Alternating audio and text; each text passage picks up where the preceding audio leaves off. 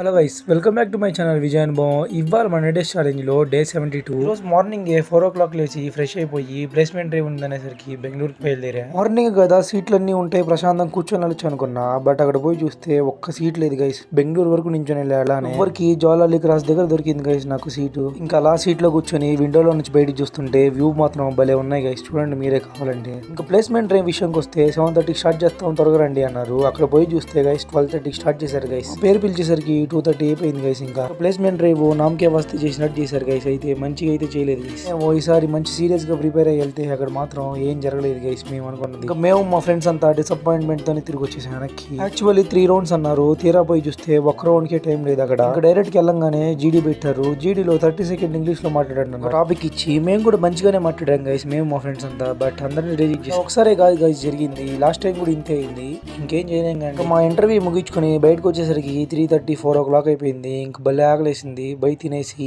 ఇంటికి బయలుదేరిపోయా. ఎక్స్పెక్టేషన్ పెట్టుకున్నా guys food మీద అండ్ ఇంటర్వ్యూ మీద, రెండు దెబ్బేసినాయి. ఈ రోజు ఇంటికి వచ్చి చూడంగానే ఎంత ప్రశాంతంగా అనిపించిందంటే ఈ వ్యూ చూడంగానే పొద్దున్న జరిగిన అన్ని మర్చిపోయాయి గైస్. అలా ఉంది వ్యూ. అలా సన్సెట్ నేను చేసేసి కొంచెంసేపు మన వర్కౌట్ చేసుకోవడానికి వెళ్ళిపోయా. బ్యాక్ అండ్ బైసెప్ ఉండే పైన చేసే గైస్. ఈ రోజు ఎనర్జీ లేక ఇలా ఎప్పుడైనా అయిందో కమెంట్ చేయండి గైస్, చూద్దాం ఎంతమందికి ఇలానే జరిగిందో లేదో. సరే మరి తెలుస్తాను.